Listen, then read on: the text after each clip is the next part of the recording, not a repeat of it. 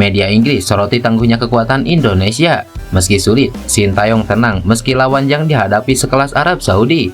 Punya jiwa kepemimpinan, JIJ resmi ditunjuk sebagai kapten timnas Indonesia. Arab Saudi gagal taruh ancaman ke Indonesia. Roberto Mancini sampai katakan hal mengejutkan ini. Jadi, simak informasi selengkapnya sebagai berikut.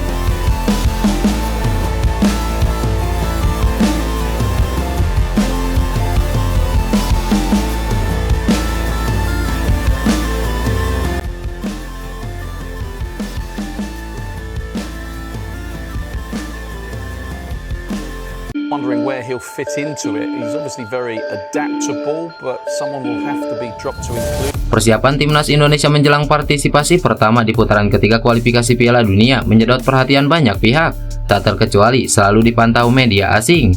Tim Garuda akan memulai perjalanan dengan menantang Arab Saudi malam ini, atau tepatnya pada pukul 1 malam waktu Indonesia Barat. Selain Arab Saudi, masih ada Australia, Jepang, Bahrain, dan juga Cina di grup C. Sebagai negara dengan ranking terendah, Indonesia di atas kertas bisa menjadi juru kunci. Namun kebijakan PSSI dalam beberapa tahun terakhir membuat tim besutan Sintayong bisa bersaing dengan tim terbaik di Asia. Kebijakan tersebut adalah menaturalisasi pemain keturunan grade A di kompetisi top Eropa. Beberapa nama top tersebut diantaranya Kelvin Verdong, JIJ, hingga yang teranyar Martin Paes. Ditambah pemain dalam negeri yang makin meningkat, Sintayong diyakini bisa meramu tim yang bisa menembus 18 tim terbaik di Asia. Situasi ini turut disorot media Inggris yaitu The Guardian saat mengulas grup C. 3 negara yaitu Jepang, Australia, dan juga Arab Saudi dinilai akan memperebutkan paruh atas klasemen. Di 3 klasemen terbawah, Indonesia dinilai bisa bersaing berkat keberadaan pemain keturunan berpengalaman. Indonesia adalah tim yang paling berkembang di Asia, dipenuhi pemain naturalisasi yang lahir dan tumbuh di Eropa. Mereka bisa merengsek ke peringkat 4 di atas Cina dan Bahrain, ujar media Inggris The Guardian. Memang peluang meraih poin bagi Indonesia paling besar yaitu saat menghadapi Bahrain dan juga Cina. 3 negara teratas punya riwayat konsisten di Piala Dunia, sedangkan Bahrain dan Cina hanyalah negara level 2 di Asia.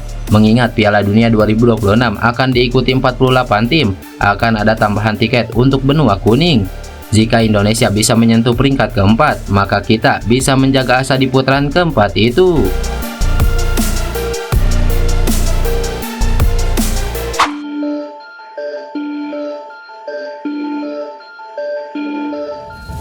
Pelatih tim nasional Indonesia Sintayong mengatakan dirinya sama sekali tidak merasa tertekan apapun menjelang timnya yang akan melakoni laga pembuka putaran ketiga kualifikasi Piala Dunia melawan Arab Saudi. Sintayong mengatakan dirinya ingin menikmati momen selama memimpin anak-anak asuhnya pada laga yang dimainkan malam ini tersebut.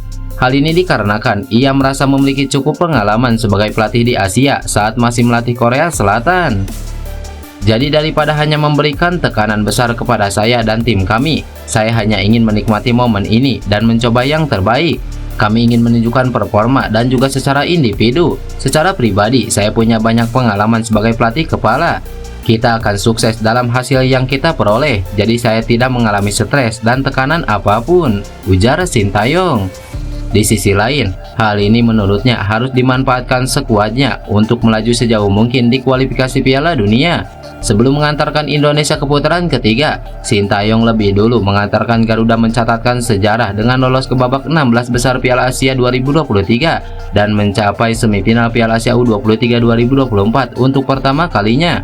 Sintayong mengatakan momentum ini harus dimanfaatkan dengan baik demi mimpi merah putih berlaga di Piala Dunia.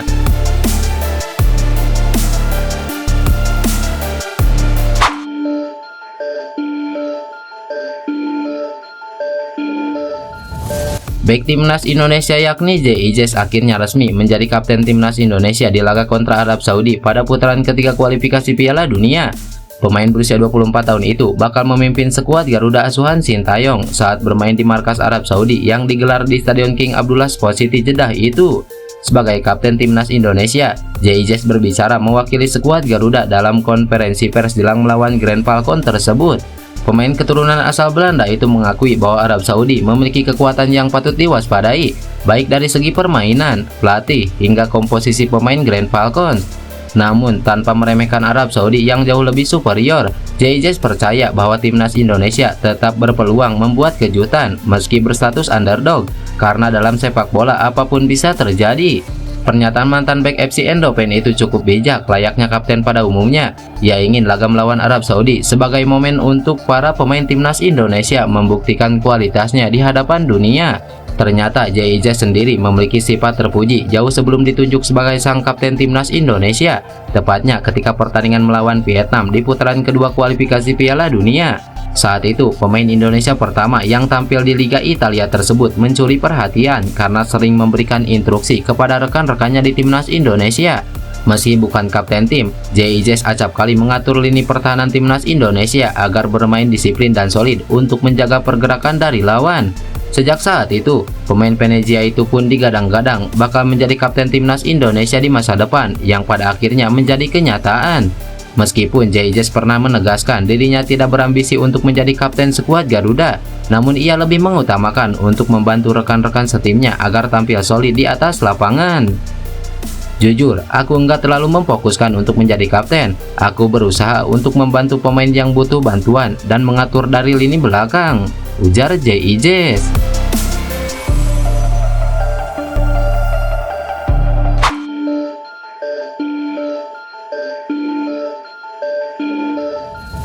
Timnas Arab Saudi tampaknya gagal taruh ancaman pada timnas Indonesia di laga perdana putaran ketiga kualifikasi Piala Dunia 2026. Seperti yang diketahui, Arab Saudi akan menggunakan Stadion King Abdullah Sport City untuk menjamu timnas Indonesia. Stadion ini awalnya menjadi ancaman bagi timnas Indonesia karena untuk kali pertama tim asuhan Roberto Mancini memilih venue berkapasitas 62.000 penonton tersebut. Namun nyatanya, tiket khusus untuk supporter Arab Saudi masih tersedia dan belum terjual habis hingga hari H pertandingan. Roberto Mancini pun harus turun tangan untuk mengemis pada supporter Arab Saudi guna datang ke stadion mendukung tim berjuluk Grand Falcon tersebut. Berdasarkan pantauan dalam laman resmi penjualan tiket, masih tersedia tiket dari berbagai kategori. Pertandingan nanti akan sulit dan kami mengenal timnas Indonesia dengan baik. Pertandingan pertama selalu sulit dan kami ingin melalui kualifikasi dengan baik. Kami membutuhkan dukungan dari para penggemar di Jeddah. Mereka memiliki penggemar yang dikenal dengan dukungan kuat dari mereka dan kami menunggu dukungan itu di lapangan, ujar Roberto Mancini. Roberto Mancini sadar bahwa Arab Saudi harus memulai pertandingan dengan hasil positif. Target menembus Piala Dunia 2026 di putaran ketiga ini membuat Roberto Mancini harus berjuang setidaknya finish di posisi kedua klasemen akhir. Padahal grup C termasuk grup neraka yang dihuni langganan Piala Dunia seperti Jepang dan Australia. Belum lagi ada kuda hitam seperti Cina, Bahrain dan timnas Indonesia itu sendiri. Meski demikian, pelatih asal Italia ini yakin timnya bisa melalui tantangan ini dengan meraih hasil positif.